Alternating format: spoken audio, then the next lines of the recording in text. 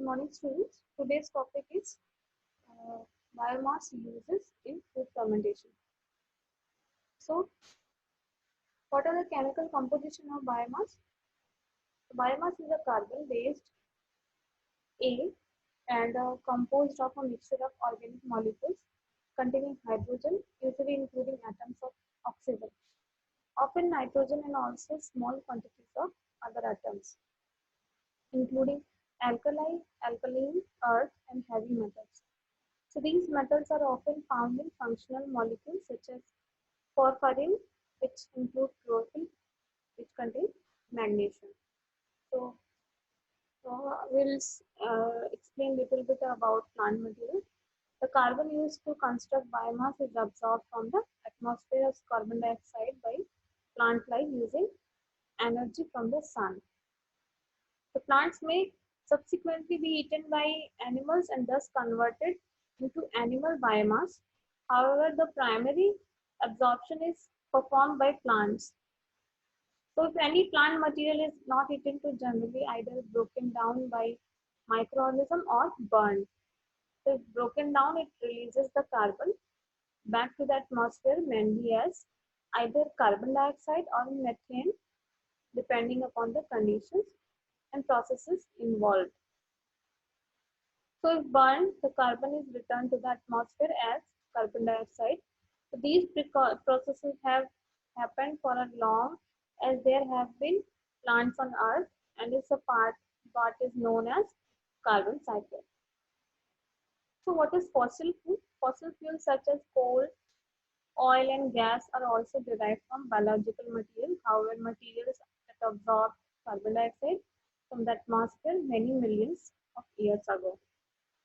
Thus, the fuel they offer high energy density, but making use of that energy involves burning the fuel, the oxidation of the carbon to carbon dioxide and the hydrogen to water, that is vapor.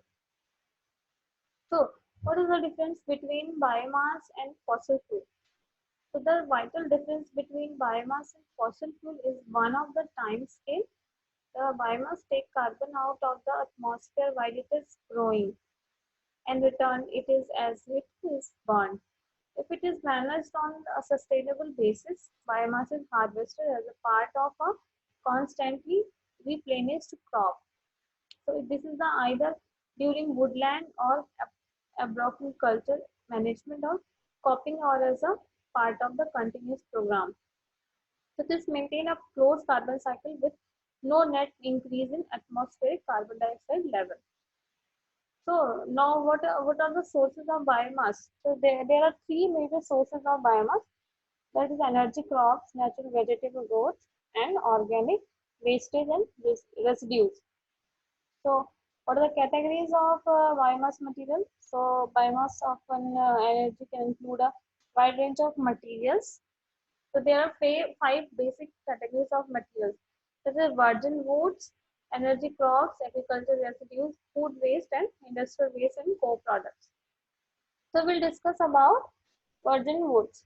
Virgin wood consists of a wood and other products such as bark and sawdust which have had no chemical treatment or finishes applied.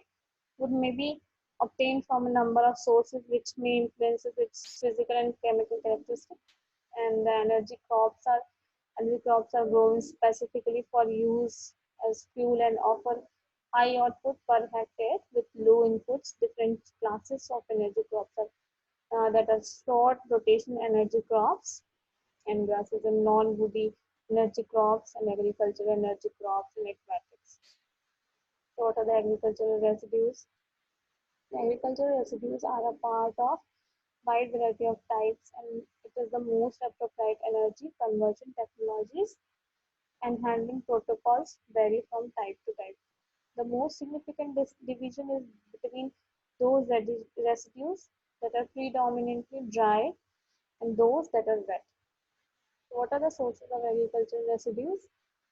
So there are many agricultural crops and processes yield residues that can be potentially be used for energy applications in number of ways.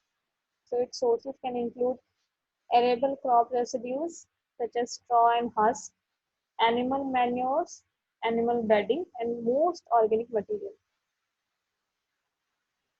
So wet residues, it includes animal slurry, glass sewage that make them energetically insufficient to use of combustion and gasification.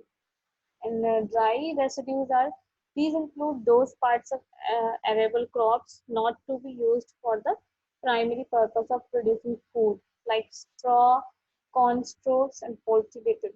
And food waste are, they are the residues and waste at all point in the food supply chain from initial production to processing, handling, and distribution to post consumer waste from hotels, restaurants, and individual houses.